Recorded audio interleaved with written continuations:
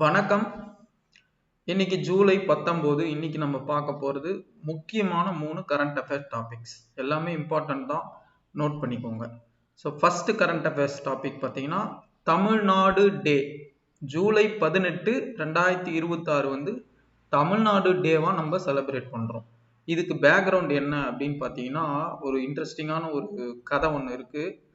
சங்கரலிங்கனார் அப்படின்னு சொல்லி ஒரு தியாகி. அவர் ஆக்சுவலாக 1956 அவரு மெட்ராஸ் மாகாணம் அப்போ இருந்த பேரை மாற்றி தமிழ்நாடு அப்படிங்கிற பேரு இப்போ நம்ம ஸ்டேட்டுக்கு வைக்கணும் அப்படின்னு சொல்லி 1956 76 நாள் உண்ணாவிரதம் இருந்திருக்கிறார். எவ்வளோ நாள்? 76 நாள் உண்ணாவிரதம் இருந்து அதனால் அவர் இறந்தும் போயிட்டார். அக்டோபர் 13, 1956 திரு தியாகி சங்கரலிங்கனார் அவர்கள் தமிழ்நாடுன்ற பேர் மாத்தணும் அப்படிங்கிற அந்த ஒற்றை கோரிக்கைக்காக உண்ணாவிரதம் இருந்து இறந்தே போயிட்டாரு. அதுக்கப்புறம் வந்து இதுக்கான டிமாண்ட் தமிழ்நாடு ஃபுல்லா அதிகமாகுது. இந்த பேரை மாத்தணும், தமிழகம்ன்ற பேரை தமிழ்நாடுன்ற பேருக்கு மாத்தணும், மெட்ராஸ் மாகாணன்ற பேர்ல இருந்து தமிழ்நாடுன்ற பேருக்கு மாத்தணுன்ற டிமாண்டு இவர் இறந்தக்கு அப்புறம் அதிகமாகுது. ஸோ அதை கருத்தில் கொண்டு 1967 திரு அண்ணாதுரை அவர்கள் முதலமைச்சராக இருக்கிற டைம்ல ஜூலை 18 தமிழக சட்டமன்றம் ஒரு தீர்மானத்தை நிறைவேற்றுது. மெட்ராஸ் மாகாணன்ற பேரை தமிழ்நாடுன்னு நாங்கள் மாத்துறோம் அப்படின்னு சொல்லி அதுக்கு ஒப்புதல், பெயர் மாற்றத்துக்கு ஒப்புதல் கொடுத்து ஒரு தீர்மானத்தை பாஸ் பண்றாங்க. அந்த தேதி தான் ஜூலை 18. அதை தான் நம்ம தமிழ்நாடு டே, தமிழ்நாடு நாள் அப்படின்னு சொல்லி செலிப்ரேட் பண்றோம். சார், அப்ப ஜனவரி 14 என்ன சார்? சமச்சீர் கல்வி புக்ல ஜனவரி 14 தமிழ்நாடு பேர் மாற்றப்பட்டதுன்னு கொடுத்துருக்குறாங்களே அப்படின்னு கேட்டீங்கன்னா, பேர் மாத்துறதுக்கான அந்த ப்ரொசீஜர் என்னன்னு பார்த்தீங்கன்னா, முதல்ல சட்டமன்றம் பேர் மாத்துறோம் அப்படின்னு சொல்லி ஒரு தீர்மானத்தை பாஸ் பண்ணும். இந்த தீர்மானத்தை பார்லிமெண்ட் அப்ரூவ் பண்ணணும். அப்போ பார்லிமெண்ட் தமிழ்நாடுன்னு சொல்லி சட்டமன்றம் பேர் மாத்தினதை அப்ரூவல் பண்ண நாள் தான் ஜனவரி 14. ஸோ ஜூலை 18 சட்டமன்றம் தமிழ்நாடுன்னு பேர் மாற்றி தீர்மானத்தை பாஸ் பண்ண நாள். ஜனவரி 14 பாராளுமன்றம் இந்த பெயர் மாற்றத்துக்கு ஒப்புதல் கொடுத்த நாள். ஓகேவா? கன்ஃபியூஸ் பண்ணிக்காதீங்க, ரெண்டு டேட்டும் கரெக்டாக பார்த்து வச்சுக்கோங்க. ஸோ இந்த தமிழ்நாடு நாளை பற்றி தெரிஞ்சுக்கிறவங்க தியாகி சங்கரலிங்கனார் பற்றியும் அவரோட தியாகத்தை பற்றியும் தெரிஞ்சு கொள்ள வேண்டியது அவசியம். சரி, ஓகே. இப்போ செகண்ட் கரண்ட் அஃபேருக்கு போயிடலாம். இது வந்து ஒரு எக்ஸசைஸ், பிட்ச் பிளாக் அப்படின்னு சொல்லுவாங்க. ஸோ எக்ஸசைஸ் பேஸ்டு கொஸ்டின்ஸ்லாம் பார்த்தீங்கன்னா இப்போ சமீபமாக கொஞ்சம் கேட்க ஆரம்பிக்கிறாங்க. டிஎன்பிசியில் கேட்டுட்டு இருந்தாங்க முன்னாடிலாம். யூபிஎஸ்சிலையும் எக்ஸசைஸ் பேஸ்டு கொஸ்டின்ஸ் வரும். இப்போ டிஎன்பிசியும் கேட்க வாய்ப்பு இருக்கு. கண்டிப்பாக இதை பார்த்து வச்சுக்கோங்க. ஏன்னா யூபிஎஸ்சியில் எக்ஸசைஸ் பேஸ்டு கொஸ்டின் ஒன்று கேட்டிருந்தாங்க ஒரு 2 years முன்னாடி. அப்போ அந்த ட்ரெண்டை இவங்க ஃபாலோ பண்ணணும்னு நினச்சா கண்டிப்பாக கேட்கலாம். ஸோ அதனால பார்த்து வச்சுக்கோங்க. சரி, ஓகே. இப்போ இன்னைக்கு பார்க்க போகிற எக்ஸசைஸ் வந்து எக்ஸசைஸ் பிட்ச் பிளாக். இது யார் நடத்துகிறா அப்படின்னா ராயல் ஆஸ்திரேலியன் நேவி. ஆஸ்திரேலியாவில் தான் கண்டக்ட் பண்ண போகிறாங்க இந்த எக்ஸசைஸை. இதில் மொத்தம் ஒரு 20 நாடுகள் பங்கேற்குது. என்ன பண்ணுவாங்க 20 நாடுகள் ஒன்றா சேர்ந்து அப்படின்னா, குறிப்பாக இந்த எக்ஸசைஸ் வந்து அவங்கவுங்க ஏர்ஃபோர்ஸை அங்கே கொண்டு வந்து ஒன்னோட ஒன்று ஒரு டெமோவாக சண்டை போட்டுக்குவாங்க. சண்டை போட்டு அவங்கவுங்களோட நெகட்டிவ்ஸ் என்ன, உண்மையிலேயே போர் வந்தால் எப்படி அவங்கள தற்காத்துக்கலாம் ஏர்ஃபோர்ஸை வச்சு அப்படின்னு சொல்லி பார்க்கறது தான் இந்த எக்ஸசைஸ். இது வந்து போர் ஒத்திகைன்னு கூட நீங்கள் வச்சுக்கலாம். சார், அப்படின்னா சண்டை வந்துட போதா அப்படின்னு கிடையாது. 2ஆம் உலகப் போர் டைம் வரைக்கும் எல்லா நாடுகளும் எங்கேயோ ஒன்று சண்டை நடந்துக்கிட்டே இருந்துச்சு. அதனால அவங்க போர் பயிற்சி எக்ஸசைஸ்ன்னு ஒன்று தனியாக பண்ண வேண்டிய அவசியம் இல்லை. ரியலாகவே சண்டை நடந்துகிட்டு இருந்துச்சு. அப்போது ரியல் வார்ஃபேர்லேயே அவங்க ட்ரெயின் ஆகிட்டாங்க. பட் 2ஆம் உலகப் போருக்கு அப்புறம் நிறைய நாடுகள் போர் அப்படிங்கிற அந்த விஷயத்துக்குள்ளே போகலை. நிறைய போர் நடக்கிறது இல்லை. அப்போது அதனால என்ன பண்ணுறாங்கன்னா, இந்த மாதிரி ஒரு டெமோ மாதிரி அவங்கவுங்க ஒப்பந்தம் போட்டு ஒன்றா சேர்ந்து ஒரு போர் ஒத்திகை நடத்திக்கிறாங்க. ஸோ இப்போ இந்தியா அங்கே போகுது அப்படின்னா, ஃபார் எக்ஸாம்பிள் இப்போ சைனாக்கு ஏதோ ஒரு நாடு வெப்பன் சப்ளை பண்ணியிருக்கோம், அந்த நாடு இதில் பார்ட்டிசிபேட் பண்ணும். அப்போ சைனாக்கு அவங்க என்ன வெப்பன் சப்ளை பண்ணாங்களோ அந்த வெப்பனை அந்த நாடு இங்கேயும் யூஸ் பண்ண வாய்ப்பு இருக்கு. அப்போ நம்ம இந்த பயிற்சியில் கலந்துக்கிறதன் மூலமாக சைனாவோட வெப்பன் எப்படி இதே மாதிரி தானே ஆப்ரேட் ஆக போகுது. எப்படிங்கிறத கற்றுக்கலாம். நான் ஒரு எக்ஸாம்பிள் சொல்கிறேன். இந்த மாதிரி தான் இந்த ஒத்திகைகள் நடக்கும். ஸோ அதுக்காக தான் இந்த எக்ஸசைஸ் இதெல்லாம் பண்ணுறது. இது எந்த டேட்லேருந்து நடக்க போகுதுன்னா ஜூலை 20லேருந்து ஆகஸ்ட் 7 2026 வரைக்கும் கிட்டத்தட்ட ஒரு 2 வாரங்கள் இந்த எக்ஸசைஸ் வந்து நடக்கும். சரி, ஓகே. ஸோ நம்ம இந்தியா சார்பாக ரஃபேல் போர் விமானம் இதில் பங்கெடுத்துக்க போகுது. நான் முன்னாடியே சொன்னேன், இது ஏர்ஃபோர்ஸ்க்கான எக்ஸசைஸ். அப்போ நம்மளோட ஏர்ஃபோர்ஸில் பிரதான விமானம் வந்து ரஃபேல். அப்போ அதை வந்து பங்கெடுத்துக்க வைக்கிறாங்க. அடுத்து இன்னைக்கு பார்க்க போகிற திட்டம் என்ன திட்டம்னு பார்த்தீங்கன்னா பிஎம் ஸ்வாநிதி அப்படின்னு சொல்லுவாங்க.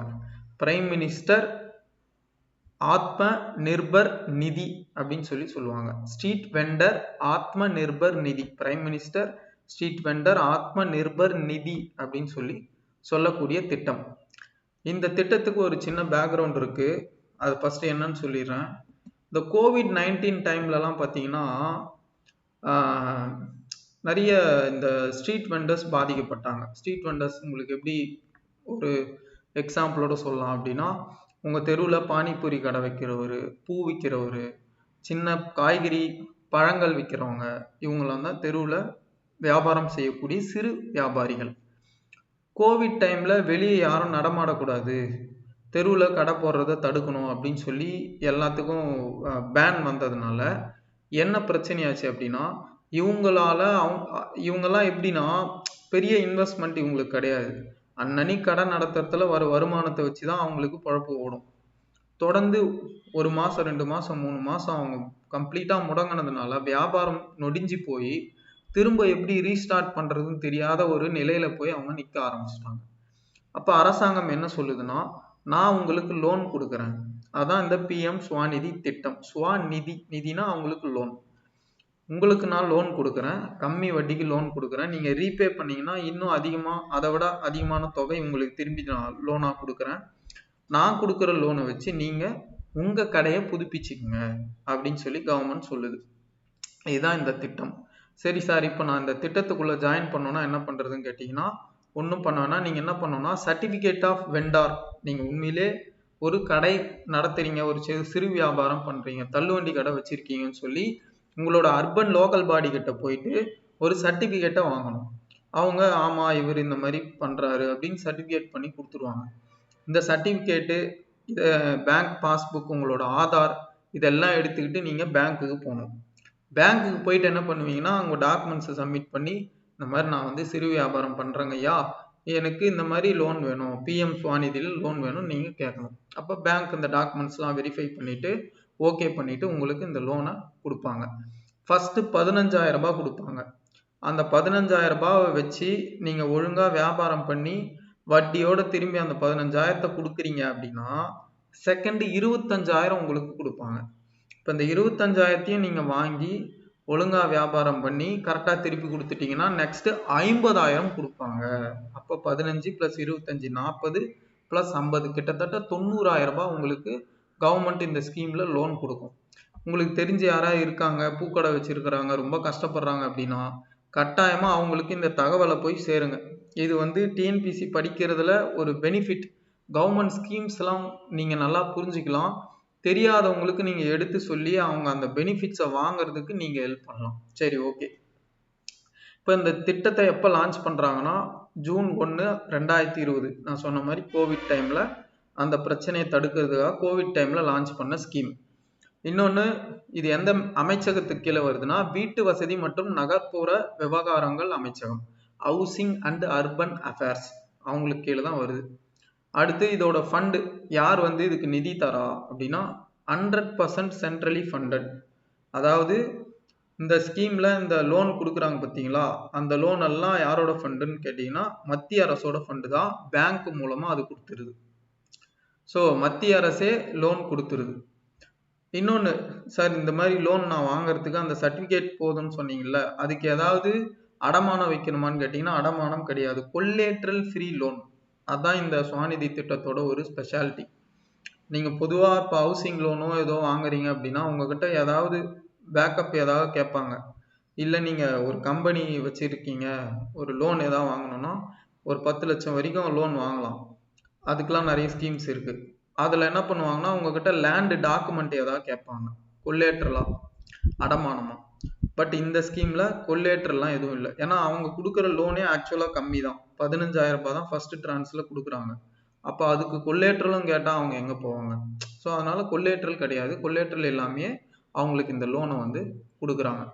அதே மாதிரி இந்த லோன் அமௌண்ட்லாம் யாருன்னா ஃபுல்லா சென்ட்ரல் கவர்மெண்ட் தான். ஸ்டேட் கவர்மெண்ட்டுக்கும் இந்த ஸ்கீமுக்கும் எந்த சம்மந்தமும் கிடையாது. அவங்களோட ஸ்கீம் இது இல்லை.